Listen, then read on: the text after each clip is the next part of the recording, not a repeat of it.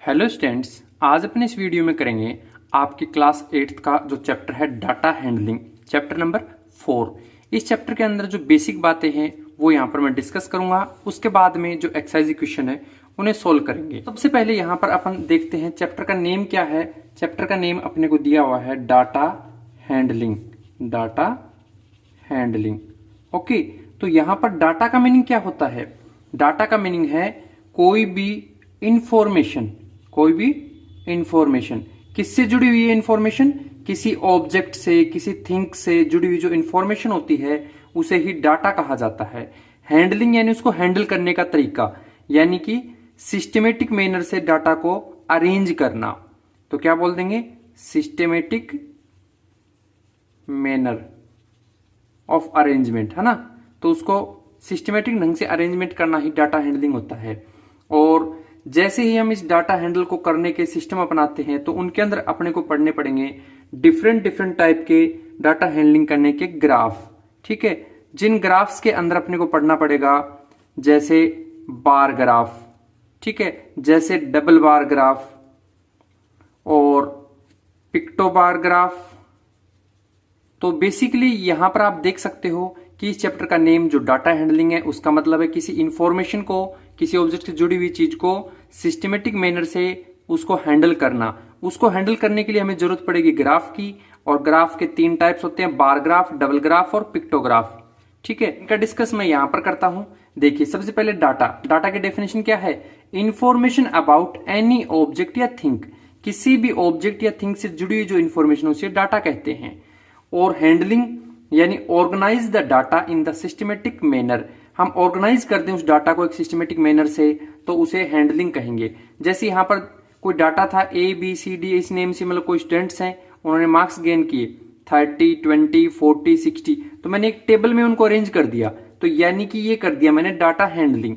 वहीं जैसे देखिए इधर लिखा हुआ नेम, इधर लिखा हुआ मार्क्स, नेम हो गया A, फिर नेम किसी का 30 हो सकता है? नहीं ना। फिर मान लो किसी का B नेम है, किसी का D नेम है, यहाँ पे मार्क्स A के मार्क्स C थोड़ी आ सकते हैं, 40, 20, 60 ऐसे कुछ तो आ सकते हैं। तो यानी कि ये जो है ये डाटा हैंडलिंग का पार्ट नहीं है, क्योंकि ये सिस्टमेटिक ढंग से अरेंज नहीं है, जबकि ये डाटा हैंडलिंग का पार्ट है। ओके, तो हमें डाटा हैंडलिंग का क्या मतलब ये पता लग गया। अब इसको सीखने के लिए हमें जरूरत पड़ेगी टाइप्स ऑफ ग्राफ, यानी ग्राफ कितने टाइप के होते हैं।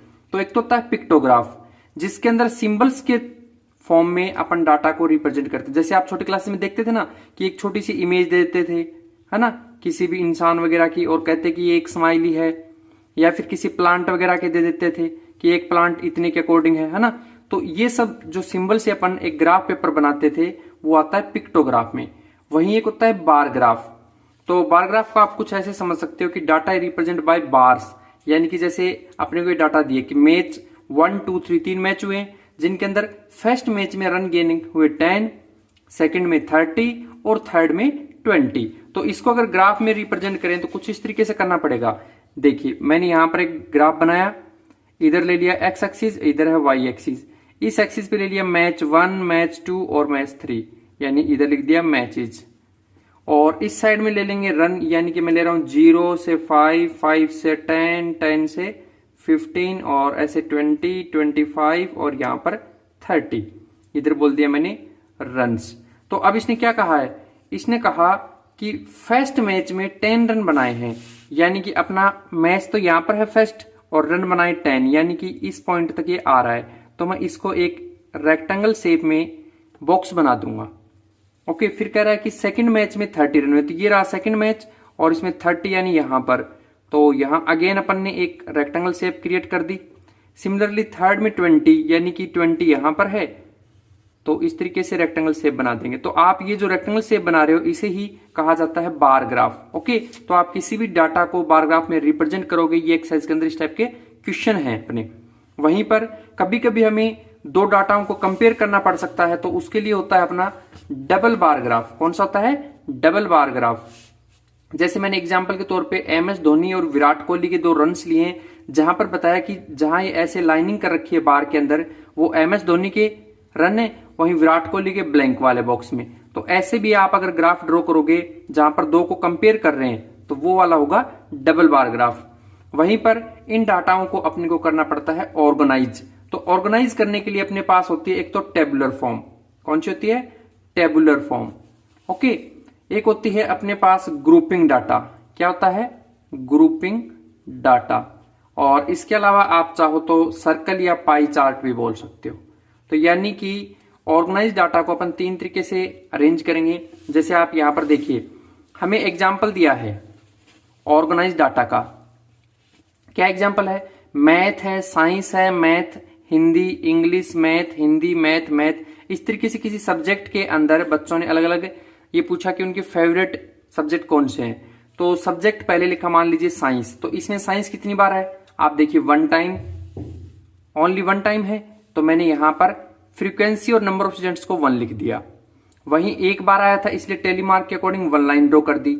वहीं अगला सब्जेक्ट है मैथ। मैथ देखिए कितनी बार है? 1 2 3 4 5, यानी 5 टाइम है।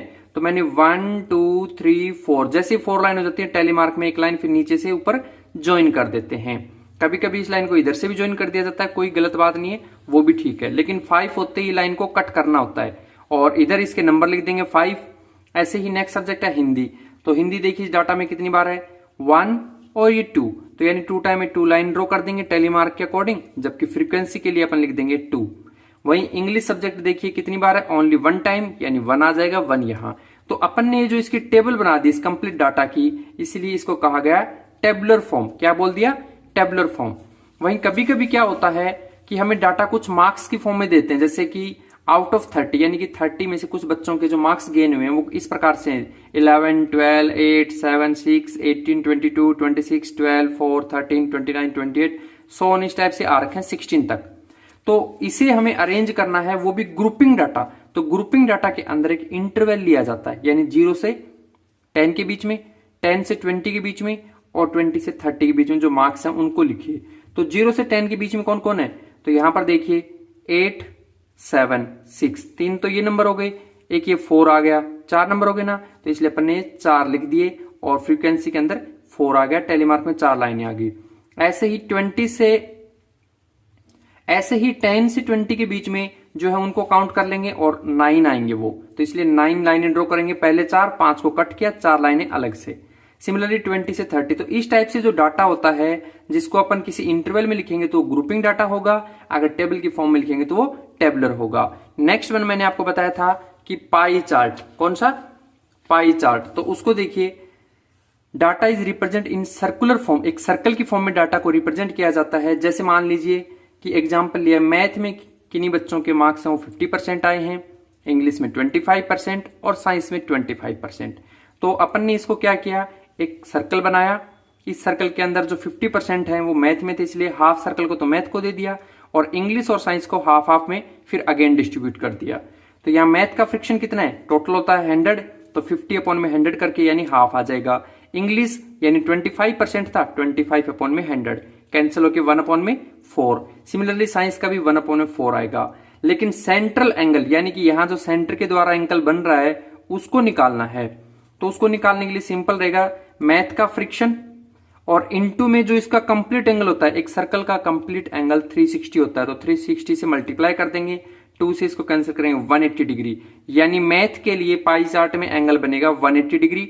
सिमिलरली इंग्लिश के लिए बनेगा 90 डिग्री और साइंस के लिए भी 90 डिग्री। तो यहां पर आप समझ सकते हो कि जो आपको डाटा देंगे पाई चार्ट में रिप्रेजेंट करने के लिए, तो उसमें जरूरत पड़ती है अपने को एंगल की। तो उसके लिए सबसे पहले तो उस डाटा के परसेंटेज को फ्रैक्शन में कन्वर्ट कर लो। किसमें? फ्रैक्शन में। और जब फ्रैक्शन में कन्वर्ट हो जाए तो उसे 360 से मल्टीप्लाई करो, सिंपल आपका एंगल निकल जाएगा।